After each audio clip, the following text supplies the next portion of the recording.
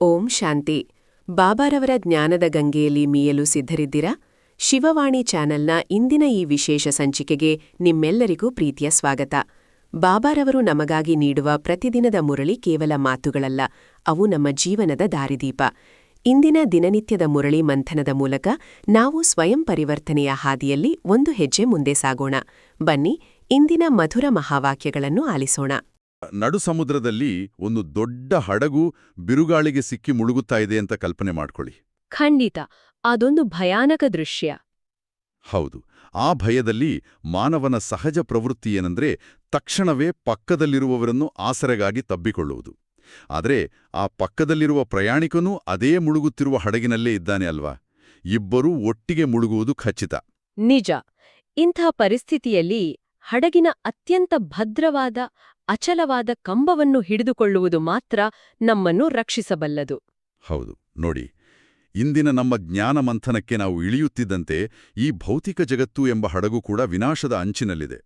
ನಮ್ಮ ಆಶ್ರಯ ಯಾರಾಗಿರಬೇಕು ಎಂಬ ಸೂಕ್ಷ್ಮ ಸತ್ಯವನ್ನು ಶಿವಬಾಬಾ ಇಂದು ಬಿಡಿಸಿಡುತ್ತಿದ್ದಾರೆ. ಓಂ ಶಾಂತಿ. ಆ ನಡುಸಮುದ್ರದ ಉದಾಹರಣೆ ನಮ್ಮ ದೈನಂದಿನ ಮಾನಸಿಕ ಸ್ಥಿತಿಗೆ ಅಂದ್ರೆ ನಮ್ಮ ಜೀವನಕ್ಕೆ ಬಹಳ ಹತ್ತಿರವಾಗಿದೆ. ಲೌಕಿಕ ಜಗತ್ತಿನಲ್ಲಿ ನಾವೆಲ್ಲರೂ ದೇಹಭಾನದಿಂದಾಗಿ ಭೌತಿಕ ದೇಹವೇ ನಾವು ಎಂಬ ಅರಿವಿನಲ್ಲಿ ನಮ್ಮಂತೆಯೇ ಇರುವ ಇತರ ದೇಹಧಾರಿಗಳನ್ನೇ ಆಧಾರ ಅಂತ ನಂಬಿರ್ತೇವೆ. ಅವರಿಂದಲೇ ನೆಮ್ಮದಿ ಸಿಗುತ್ತದೆ ಎಂಬ ನಿರೀಕ್ಷೆಯಲ್ಲಿರ್ತೇವೆ. ಆದರೆ ವಾಸ್ತವದಲ್ಲಿ ಆ ಒಬ್ಬನೇ ತಂದೆಯಾದ ಶಿವಬಾಬನನ್ನು ಬಿಟ್ಟು ಬೇರೆ ಎಲ್ಲರೂ ಆ ಮುಳುಗುತ್ತಿರುವ ಪ್ರಯಾಣಿಕರೇ ಆಗಿದ್ದಾರೆ. ಈ ಅವಲಂಬನೆ ರಕ್ಷಣೆ ಅಲ್ಲ, ಇದೊಂದು ಭ್ರಮೆ ಎಂಬುದೇ ಇಂದಿನ ಜ್ಞಾನದ ತಿರುಳು. ಖಂಡಿತ. ಮಧುರ ಮಕ್ಕಳೇ, ಈಗ ವಿನಾಶದ ಸಮಯ ಬಹಳ ಹತ್ತಿರ ಇರುವುದರಿಂದ ಯಾವ ದೇಹಧಾರಿಯ ಜೊತೆ ಪ್ರೀತಿಯನ್ನು ಇಡದೆ ಒಬ್ಬ ತಂದೆಯ ಜೊತೆ ಸತ್ಯವಾದ ಪ್ರೀತಿಯನ್ನು ಇಡಬೇಕು. ಬಾಬಾ ಇಲ್ಲಿ ಸತ್ಯವಾದ ಪ್ರೀತಿ ಎಂಬ ಪದವನ್ನು ಬಳಸಿದ್ದಾರೆ. ಲೌಕಿಕ ಜಗತ್ತು ಪ್ರೀತಿ ಎಂದು ಕರೆಯುವುದು ಬಹುಪಾಳು ಷರತ್ತುಗಳಿರುವ ಒಪ್ಪಂದವನ್ನು ಅಲ್ವಾ? ಅಲ್ಲಿ ಯಾವಾಗಲೂ ಸ್ವಾರ್ಥದ ನಿರೀಕ್ಷೆಗಳಿರ್ತವೆ. ಹೌದು, ಒಂದು ವೇಳೆ ಆ ನಿರೀಕ್ಷೆ ಹುಸಿಯಾದರೆ ಆ ಪ್ರೀತಿಯೇ ದ್ವೇಷವಾಗಿ ಬದಲಾಗಿಬಿಡುತ್ತದೆ. 100% ನಿಜ. ಇದಕ್ಕೆ ಮೂಲ ಕಾರಣ ಆ ದೇಹಭಾನ. ನಾವು ಆತ್ಮ ಎಂಬ ಸತ್ಯವನ್ನು ಮರೆತು ಕೇವಲ ದೇಹದ ಆಧಾರದ ಮೇಲೆ ಸಂಬಂಧಗಳನ್ನು ಕಟ್ಟಿಕೊಳ್ಳುವುದರಿಂದಲೇ ನಮಗೆ ದೈನಂದಿನ ಜೀವನದಲ್ಲಿ ಅತೃಪ್ತಿ ಮತ್ತು ಮಾನಸಿಕ ಒತ್ತಡ ಎದುರಾಗುವುದು. ಆದರೆ ಶಿವಬಾಬಾನೊಂದಿಗಿನ ಸತ್ಯವಾದ ಪ್ರೀತಿ ಷರತ್ತುಗಳಿಲ್ಲದ್ದು. ಅದು ಆತ್ಮ ಮತ್ತು ಪರಮಾತ್ಮನ ನಡುವಿನ ಶಾಶ್ವತವಾದ ಸಂಬಂಧ. ಅಲ್ಲಿ ನಿರೀಕ್ಷೆಗಳ ಭಾರವಿರುವುದಿಲ್ಲ, ಕೇವಲ ಸ್ವೀಕಾರ ಇರ್ತದೆ. ಆ ನೈಜ ಸಂಬಂಧದ ಬಗ್ಗೆಯೇ ಇಂದಿನ ಮುರಳಿಯಲ್ಲಿ ಈ ಪ್ರಶ್ನೆ ಇದೆ. ತಂದೆಯ ಜೊತೆ ಸತ್ಯವಾದ ಪ್ರೀತಿ ಇರುವ ಮಕ್ಕಳ ಗುರುತುಗಳು ಯಾವುವು? ಇದಕ್ಕೆ ಉತ್ತರವಾಗಿ ಬಾಬಾ 6 ಲಕ್ಷಣಗಳನ್ನು ತಿಳಿಸುತ್ತಾರೆ. ಹೌದು, ಆ ಲಕ್ಷಣಗಳನ್ನು ನಾವು ಒಂದೊಂದಾಗಿ ನೋಡಿದರೆ ಅಂತಹ ಮಕ್ಕಳ ಬುದ್ಧಿ ಯಾವುದೇ ದೇಹಧಾರಿಯ ಕಡೆ ಹೋಗಲು ಸಾಧ್ಯವಿಲ್ಲ. ಅವರು ಪರಸ್ಪರದಲ್ಲಿ ಒಬ್ಬರಿಗೊಬ್ಬರು ಪ್ರಿಯತಮೆಯರು ಆಗುವುದಿಲ್ಲ ಅಂತ ಬಾಬಾ ಹೇಳ್ತಾರೆ. ಮತ್ತು ಯಾರ ಪ್ರೀತಿಯು ಸತ್ಯವಾಗಿರುತ್ತದೆಯೋ ಅವರು ಸದಾ ವಿಜಯಿಗಳಾಗಿರುತ್ತಾರೆ. ವಿಜಯಿಗಳಾಗುವುದಂದೇ ಸತ್ಯಯುಗದ ಮಹಾರಾಜ ಮಹಾರಾಣಿಯಾಗುವುದು. ಜೊತೆಗೆ ಪ್ರೀತಿ ಬುದ್ಧಿಯವರು ಸದಾ ತಂದೆಯ ಜೊತೆ ಸತ್ಯವಾಗಿರುತ್ತಾರೆ, ಏನನ್ನೂ ಮುಚ್ಚಿಡುವುದಿಲ್ಲ. ಆಮೇಲೆ ಪ್ರತಿದಿನ ಅಮೃತ ವೇಳೆ ಎದ್ದು ತಂದೆಯನ್ನು ಪ್ರೀತಿಯಿಂದ ನೆನಪು ಮಾಡುತ್ತಾರೆ. ದಧೀಚಿ ಋಷಿಯ ಹಾಗೆ ಸೇವೆಯಲ್ಲಿ ತಮ್ಮ ಮೂಳೆಗಳನ್ನು ಸವಿಸುತ್ತಾರೆ. ಮತ್ತು ಅವರ ಬುದ್ಧಿ ಪ್ರಾಪಂಚಿಕ ಮಾತುಗಳ ಕಡೆ ಹೋಗುವುದಿಲ್ಲ. ಖಂಡಿತ. ಇಲ್ಲಿ ದಧೀಚಿ ಋಷಿಯ ಹಾಗೆ ಸೇವೆಯಲ್ಲಿ ಮೂಳೆಗಳನ್ನು ಸವಿಸುತ್ತಾರೆ ಎನ್ನುವ ಮಾತು ಬಹಳ ಆಲೋಚನೆಗೆ ಹಚ್ಚುತ್ತದೆ. ದಧೀಚಿ ಋಷಿ ತಮ್ಮ ಅಸ್ಥಿಪಂಜರವನ್ನೇ ಆಯುಧವನ್ನಾಗಿ ನೀಡಿದರು ಅಂತ ನಾವು ಕಥೆಗಳಲ್ಲಿ ಕೇಳಿದ್ದೇವೆ. ಆದರೆ ಆಧುನಿಕ ಜೀವನದಲ್ಲಿ ಕುಟುಂಬದೊಂದಿಗೆ ಇರುವಾಗ ಸೇವೆಯಲ್ಲಿ ಮೂಳೆಗಳನ್ನು ಸವಿಸುವುದು ಎಂದರೆ ಪ್ರಾಯೋಗಿಕವಾಗಿ ಅದನ್ನು ನಾವು ಹೇಗೆ ಅರ್ಥ ಮಾಡಿಕೊಳ್ಳಬೇಕು? ಮೇಲ್ನೋಟಕ್ಕೆ ಇದು ಕಠಿಣ ತ್ಯಾಗದಂತೆ ಕಂಡರೂ ಇದರ ಹಿಂದಿರುವ ಮಾನಸಿಕ ಪ್ರಕ್ರಿಯೆ ಬಹಳ ವಿಶಿಷ್ಟವಾದದ್ದು ನೋಡಿ. ಮೂಳೆಗಳನ್ನ ಸವಿಸುವುದು ಎಂದರೆ ನಮ್ಮ ತನು, ಮನ, ಧನ ಮತ್ತು ಸಮಯದ ಅಹಂಕಾರವನ್ನು ಅಳಿಸಿ ಹಾಕುವುದು. ಅವುಗಳನ್ನು ಸಂಪೂರ್ಣವಾಗಿ ಈಶ್ವರೀಯ ಸೇವೆಗೆ ಸಮರ್ಪಿಸುವುದು. ಕುಟುಂಬದಲ್ಲಿದ್ದುಕೊಂಡೇ ಕಮಲದ ಹೂವಿನಂತೆ ನಿರ್ಲೇಪವಾಗಿ ಬದುಕುವುದು. ನಮ್ಮ ಬುದ್ಧಿಯನ್ನು ಪ್ರಾಪಂಚಿಕ ಆಕರ್ಷಣೆಗಳಿಂದ ಮುಕ್ತಗೊಳಿಸುವುದೇ ವೈರಾಗ್ಯ. ಓ, ಅದಕ್ಕಾಗಿಯೇ ಬಾಬಾ ಅಮೃತವೇಳೆಯ ಮಹತ್ವವನ್ನ ಪದೇ ಪದೇ ತಿಳಿಸುವುದು. ಮುಂಜಾನೆ ಆ ಪ್ರಶಾಂತ ಸಮಯದಲ್ಲಿ ಆತ್ಮವು ಪರಮಾತ್ಮನೊಂದಿಗೆ ಯೋಗದಲ್ಲಿ ಬೆಸೆಯುವಾಗ ದಿವ್ಯ ಶಕ್ತಿಗಳು ನೇರವಾಗಿ ಆತ್ಮದ ಬುದ್ಧಿಯನ್ನ ಮರುಜೋಡಣೆ ಮಾಡುತ್ತವೆ. ಹೌದು, ಆಗ ಸ್ವಾರ್ಥ ಕಳೆದು ಪರಹಿತಕ್ಕಾಗಿ ಜೀವಿಸುವ ಆ ದಧೀಚಿ ಋಷಿಯ ಸ್ಥಿತಿ ನಮಗೆ ಸಹಜವಾಗಿ ಬಿಡುತ್ತದೆ. ಆ ಬದಲಾದ ಮಾನಸಿಕ ಸ್ಥಿತಿಯಿಂದಲೇ ಬ್ರಹ್ಮಾಮುಖ ವಂಶಾವಳಿ ಬ್ರಾಹ್ಮಣರ ನಿಜವಾದ ಪ್ರತಿಜ್ಞೆ ಹುಟ್ಟಿಕೊಳ್ಳುತ್ತದೆ. ಆ ಪ್ರತಿಜ್ಞೆ ಎಂದರೆ ನಮ್ಮ ಸಂಪೂರ್ಣ ಪ್ರೀತಿ ಕೇವಲ ಒಬ್ಬ ತಂದೆಯ ಮೇಲೆ ಇರಬೇಕು ಎನ್ನುವುದು. ಖಂಡಿತ. ಮತ್ತು ವಿನಾಶದ ಸಮಯದಲ್ಲಿ ತಂದೆಯ ಮೇಲೆ ಪ್ರೀತಿ ಇದ್ರೆ ಮಾತ್ರ ಸತ್ಯಯುಗದ ಮಾಲೀಕರಾಗಲು ಸಾಧ್ಯ ಎಂದು ಶಿವಬಾಬಾ ವಿವರಿಸುತ್ತಾರೆ. ಲೌಕಿಕ ಜಗತ್ತು ವಿಜಯವನ್ನು ಆಸ್ತಿ, ಅಧಿಕಾರ ಅಂತ ಅಳೆಯುತ್ತದೆ ಅಲ್ವಾ? ಆದ್ರೆ ಜ್ಞಾನದ ದೃಷ್ಟಿಯಲ್ಲಿ ಈ ವಿಜಯದ ವ್ಯಾಖ್ಯಾನವೇ ಸಂಪೂರ್ಣ ಬೇರೆಯಾಗಿದೆ. ಹೌದು, ಜಗತ್ತಿನ ಕಲ್ಪನೆಯ ವಿಜಯ ಬಹಳ ಕ್ಷಣಿಕವಾದದ್ದು. ಇಂದು ರಾಜನಾಗಿದ್ದವನು ನಾಳೆ ಅಧಿಕಾರ ಕಳೆದುಕೊಳ್ಳಬಹುದು. ಆದರೆ ಸತ್ಯಯುಗದ ಮಹಾರಾಜ ಮಹಾರಾಣಿಯಾಗುವ ವಿಜಯ ಶಾಶ್ವತವಾದದ್ದು. ಇದು ಕೇವಲ ನಮ್ಮ ಪುರುಷಾರ್ಥದ ಮೇಲೆ ನಿಂತಿದೆ. ನಿಜ. ಯಾರೋ ವಿನಾಶಕಾಲೇ ವಿಪರೀತ ಬುದ್ಧಿ ಹೊಂದಿರ್ತಾರೋ, ಅಂದರೆ ಪ್ರಪಂಚದ ಭೌತಿಕ ವಸ್ತುಗಳ ಮೇಲೆ ಮಮಕಾರ ಹೊಂದಿರ್ತಾರೋ, ಅವರ ಬುದ್ಧಿ ಸದಾ ಅಲೆದಾಡುತ್ತಲೇ ಇರುತ್ತದೆ. ಅಂತಹ ಮಾನಸಿಕ ಅಲೆದಾಟವೇ ನಿಜವಾದ ವಿನಾಶ. ಆದರೆ ಯಾರು ಪರಮಾತ್ಮನೊಂದಿಗೆ ಪ್ರೀತಿ ಬುದ್ಧಿ ಹೊಂದಿರ್ತಾರೋ ಅವರು ತಮ್ಮ ಆಂತರಿಕ ಜಗತ್ತನ್ನು ಗೆಲ್ಲುವ ಮೂಲಕ ಶಾಶ್ವತ ವಿಜಯಿಗಳಾಗುತ್ತಾರೆ. ಹಾಗೆ ನೋಡಿದರೆ ಸತ್ಯಯುಗದಲ್ಲಿ ಎಲ್ಲರೂ ಒಂದೇ ಸಮನಾಗಿರುವುದಿಲ್ಲ ಅಲ್ವಾ? ಹೌದು, ಅಲ್ಲಿಯೂ ರಾಜರುಗಳು ಮತ್ತು ಪ್ರಜೆಗಳು ಎಂಬ ವ್ಯತ್ಯಾಸ ಖಂಡಿತ ಇರುತ್ತದೆ. ಈ ಪದವಿಯ ಅಂತರ ನಿರ್ಧಾರವಾಗುವುದು ಅವರವರ ಯಾದ್ನ ಆಧಾರದ ಮೇಲೆ. ಈ ನೆನಪಿನ ಅಗ್ನಿಯನ್ನೇ ಬಾಬಾ ಯೋಗಾಗ್ನಿ ಅಂತ ಕರೆಯುತ್ತಾರೆ. ಇದಕ್ಕೊಂದು ದೈನಂದಿನ ಉದಾಹರಣೆ ಕೊಡಬೇಕೆಂದರೆ, ಮನೆಯ ಮುಖ್ಯ ವಿದ್ಯುತ್ ಕೇಂದ್ರದಿಂದ ನೇರ ಸಂಪರ್ಕವಿದ್ದಾಗ ಬಲ್ಬ್ ಅತ್ಯಂತ ಪ್ರಖರವಾಗಿ ಬೆಳಗುತ್ತದೆ. ಅದೇ ಬೇರೆ ಬೇರೆ ಹಳೆಯ ತಂತಿಗಳ ಮೂಲಕ ಸಂಪರ್ಕ ಕಲ್ಪಿಸಿದರೆ ಶಕ್ತಿ ಕಡಿಮೆಯಾಗಿ ಬೆಳಕು ಮಂಕಾಗುತ್ತದೆ. ಬಾಬಾ ಹೇಳುವ ಯೋಗಾಗ್ನಿ ಕೂಡ ಹೀಗೇ ಅಲ್ವೇ? ಅತ್ಯಂತ ನಿಖರವಾದ ಉದಾಹರಣೆ ಇದು. ನೇರವಾಗಿ ಆ ನಿರಾಕಾರ ಪರಮಾತ್ಮನಿಗೆ ಸಂಪರ್ಕ ಕಲ್ಪಿಸಿದಾಗ ಮಾತ್ರ ಆ ಅಗ್ನಿಗೆ ನಮ್ಮ ಜನ್ಮಾಂತರದ ವಿಕರ್ಮಗಳನ್ನು ಭಸ್ಮ ಮಾಡುವ ಶಕ್ತಿ ಇರುತ್ತದೆ. ಮನುಷ್ಯ ಗುರುಗಳ ಮೂಲಕ ಹೋದಾಗ ಈ ಶಕ್ತಿ ಕ್ಷೀಣಿಸುತ್ತದೆ. ಇದನ್ನೇ ಬಾಬಾ ನೇರ ಯೋಗ ಅಂತ ಕರೆಯುವುದು.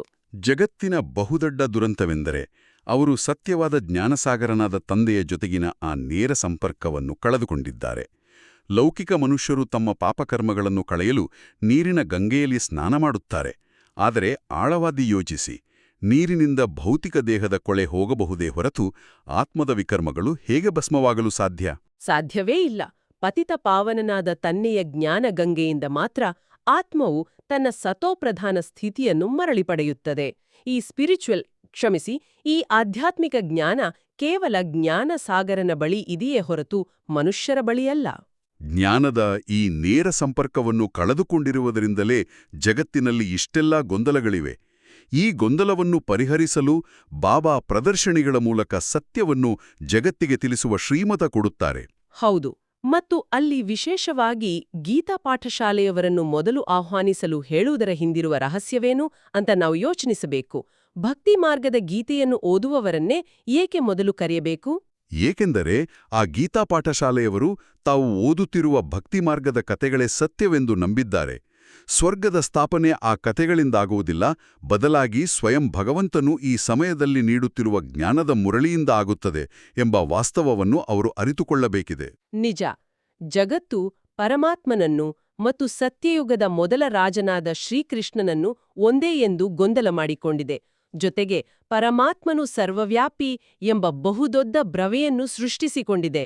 ಪರಮಾತ್ಮ ಸರ್ವವ್ಯಾಪಿ ಎಂಬುದು ಭ್ರಮೆ ಮಾತ್ರವಲ್ಲ, ಅದು ಬುದ್ಧಿಯ ಅತಿದೊಡ್ಡ ಪತನ ಎನಿಸುತ್ತದೆ. ಪ್ರತಿಯೊಂದು ಕಲ್ಲಿನಲ್ಲಿ, ಮಣ್ಣಿನಲ್ಲಿ, ಪ್ರತಿಯೊಂದು ವಸ್ತುವಿನಲ್ಲಿ ಭಗವಂತನಿದ್ದಾನೆ ಎಂದ್ರೆ ಯಾರು ಯಾರಿಗೆ ಮಾರ್ಗದರ್ಶನ ಮಾಡಬೇಕು? ಯಾರು ಪತಿತರು, ಯಾರು ಪಾವನರು? ಹೌದು. ಈ ಗೊಂದಲದಿಂದಾಗಿಯೇ ಕಲ್ಲು ಬುದ್ಧಿ ಅಥವಾ ತಮೋಪ್ರಧಾನ ಸ್ಥಿತಿ ನಿರ್ಮಾಣವಾಗಿದೆ ಎಂದು ಶಿವಬಾಬಾ ವಿವರಿಸುತ್ತಾರೆ. ಈ ಕಲ್ಲು ಬುದ್ಧಿಯವರು ವಿನಾಶಕ್ಕಾಗಿ ಎಂತಹ ಭಯಂಕರ ಅಸ್ತ್ರಗಳನ್ನು ಸಿದ್ಧಪಡಿಸುತ್ತಿದ್ದಾರೆ ಎಂಬುದಕ್ಕೆ ಯುರೋಪಿಯನ್ನರ ಉದಾಹರಣೆಯನ್ನು ಬಾಬಾ ನೀಡುತ್ತಾರೆ. ಅವರು ವಿಜ್ಞಾನವನ್ನು ಬಳಸಿ ಇಡೀ ಜಗತ್ತನ್ನೇ ಭಸ್ಮ ಮಾಡುವ ಕ್ಷಿಪಣಿಗಳನ್ನು ತಯಾರಿಸುತ್ತಿದ್ದಾರೆ. ಲೌಕಿಕ ಜಗತ್ತು ಇದನ್ನು ಪ್ರಗತಿ ಎಂದುಕೊಂಡ್ರೆ, ಆಧ್ಯಾತ್ಮಿಕ ದೃಷ್ಟಿಯಿಂದ ಇದು ಸಂಪೂರ್ಣ ವಿನಾಶದ ಸಿದ್ಧತೆ. ಆದರೆ ಇದೇ ಸಮಯದಲ್ಲಿ ನಾವು ಪಾರಸಬುದ್ಧಿ ಅಥವಾ ವಜ್ರ ಸಮಾನವಾದ ಬುದ್ಧಿಯನ್ನು ಪಡೆಯುವ ಪುರುಷಾರ್ಥದಲ್ಲಿದ್ದೇವೆ. ಇದು ಸೃಷ್ಟಿಚಕ್ರದ ಅದ್ಭುತ ರಹಸ್ಯ ನೋಡಿ. ಎಲ್ಲರೂ ತಮೋಪ್ರಧಾನತೆಯ ತುತ್ತತುದಿಗೆ ತಲುಪಿದಾಗಲೇ ಪರಮಾತ್ಮನು ಬಂದು ಮರಳಿ ಸತೋಪ್ರಧಾನತೆಯ ಬೀಜ ಬಿತ್ತುತ್ತಾನೆ.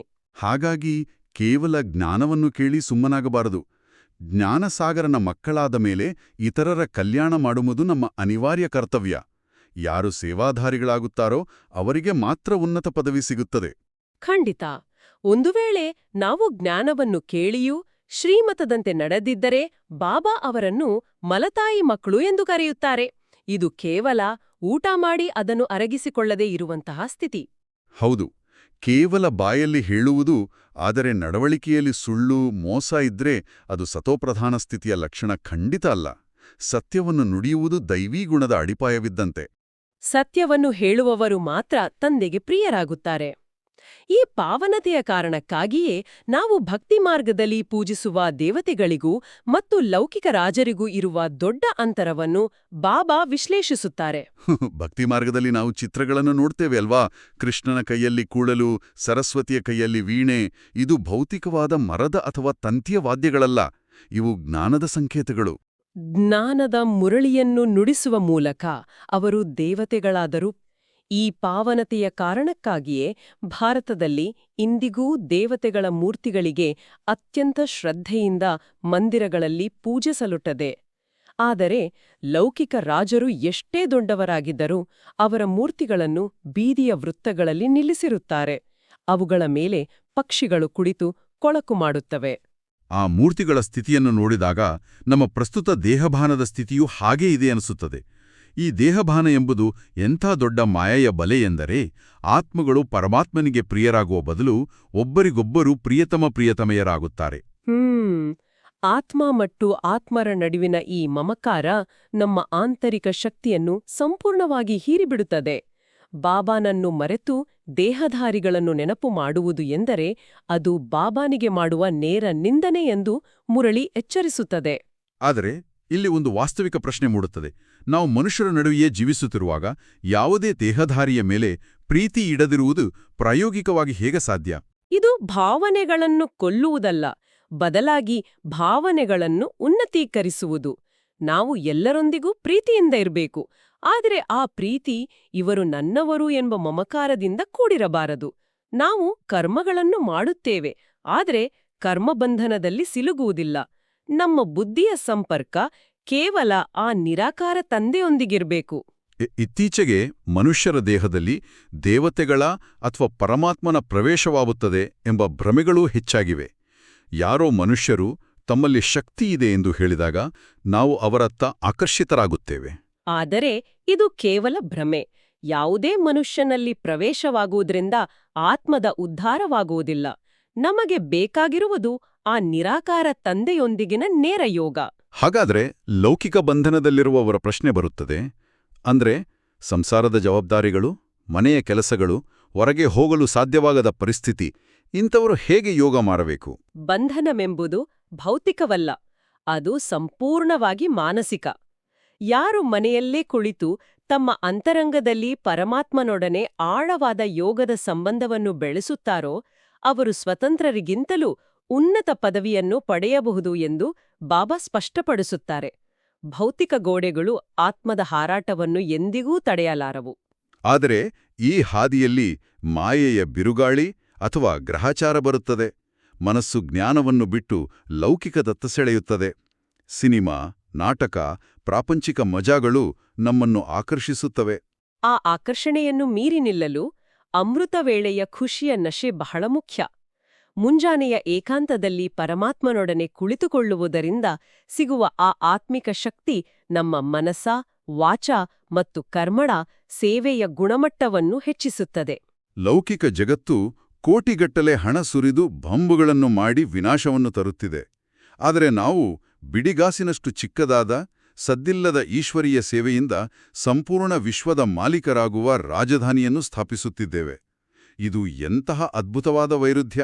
ಅತ್ಯಂತ ಸೂಕ್ಷ್ಮವಾದ ದೃಷ್ಟಿಕೋನ ಇದು.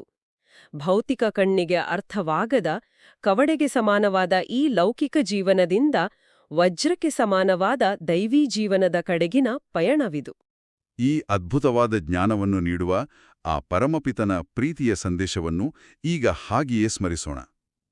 ಮಧುರಾತಿ ಮಧುರ ಅಗಲಿ ಹೋಗಿ ಮರಳಿ ಸಿಕ್ಕಿರುವ ಮಕ್ಕಳ ಪ್ರತಿ ಮಾತಾಪಿತಾ ಬಾಬ್ದಾದರವರ ನೆನಪು, ಪ್ರೀತಿ ಹಾಗೂ ಸುಪ್ರಭಾತ.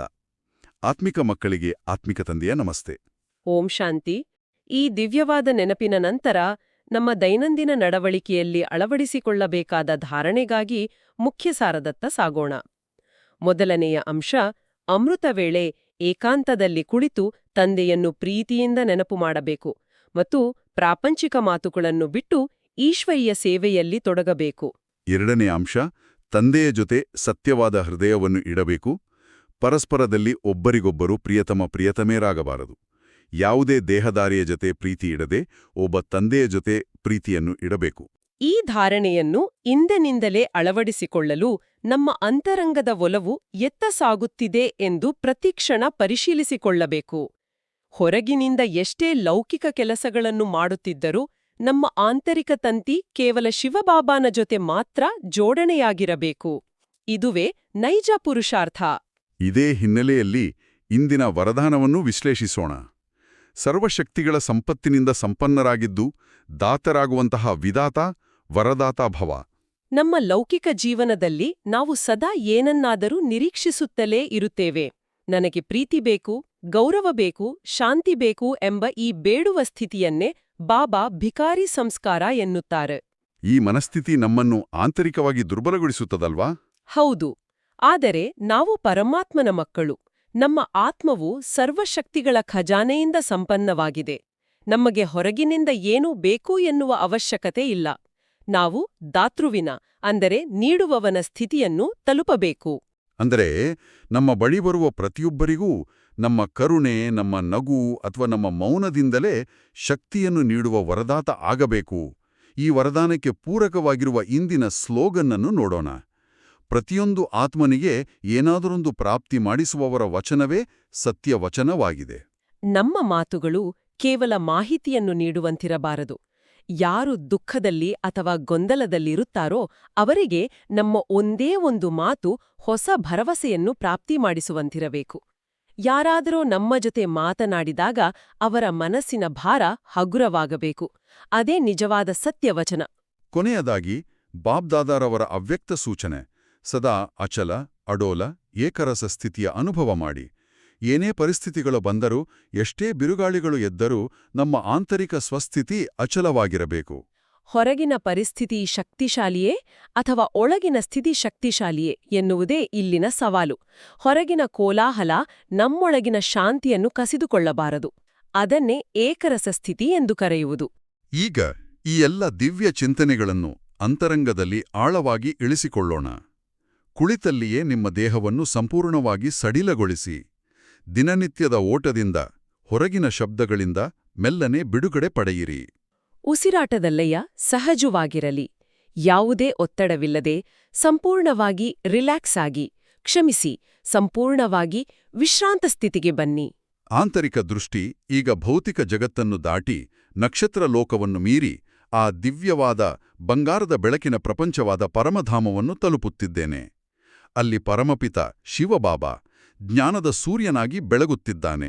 ಆತನಿಂದ ಹೊರಹೊಮ್ಮುತ್ತಿರುವ ಅಪಾರವಾದ ಶಾಂತಿಯ ಕಿರಣಗಳು ನೇರವಾಗಿ ಆತ್ಮದೊಳಗೆ ಪ್ರವೇಶಿಸುತ್ತಿವೆ. ಆ ದಿವ್ಯವಾದ ಯಾಜ್ಞ ಅಗ್ನಿಯಲ್ಲಿ ಹಳೆಯ ವಿಕರ್ಮಗಳೆಲ್ಲವೂ ಭಸ್ಮವಾಗುತ್ತಿವೆ. ಸರ್ವಶಕ್ತಿ ಸಂಪನ್ನ ಆತ್ಮದ ಅನುಭವ. ಕೇವಲ ವರದಾತ. ಜಗತ್ತಿನಿಂದ ಏನೂ ನಿರೀಕ್ಷಿಸದ ಭಿಕಾರಿ ಸಂಸ್ಕಾರವಿಲ್ಲದ ಕೇವಲ ನೀಡುವ ದಾತೃ. ಹೊರಗಡೆ ಎಷ್ಟೇ ದೊಡ್ಡ ಮಾಯೆಯ ಬಿರುಗಾಳಿಯಿರಲಿ, ಆಂತರಿಕ ಸ್ಥಿತಿ ಅಚಲ, ಅಡೋಲ, ಏಕರಸ ಸ್ಥಿತಿಯಲ್ಲಿರುವ ಪರಮಾತ್ಮನ ಮಗು. ಈ ಮನ್ಮನಾಭವ ಸ್ಥಿತಿಯ ಪರಿಶುದ್ಧವಾದ ಬೆಳಕಿನಲ್ಲಿ, ಪ್ರೀತಿಯಲ್ಲಿ ಆತ್ಮವು ಸಂಪೂರ್ಣವಾಗಿ ಮುಳುಗಿದೆ. ಈ ಧ್ಯಾನದ ಮಧುರವಾದ ಶಾಂತಿಯಿಂದ ನಿಧಾನವಾಗಿ ಹೊರಬರುತ್ತಾ, ಇಂದಿನ ಈ ಆಳವಾದ ಜ್ಞಾನ ಮಂಥನದಿಂದ ಪಡೆದ ಅನುಭವಗಳನ್ನು ದಿನವಿಡೀ ಉಳಿಸಿಕೊಳ್ಳೋಣ. ಕಾರ್ಯಕ್ರಮದ ಆರಂಭದಲ್ಲಿ ನಾವು ವಿಶ್ಲೇಷಿಸಿದ ಮುಳುಗುತ್ತಿರುವ ಹಡಗಿನ ಕಲ್ಪನೆಯನ್ನು ಮತ್ತೊಮ್ಮೆ ನೆನಪು ಮಾಡಿಕೊಳ್ಳಿ.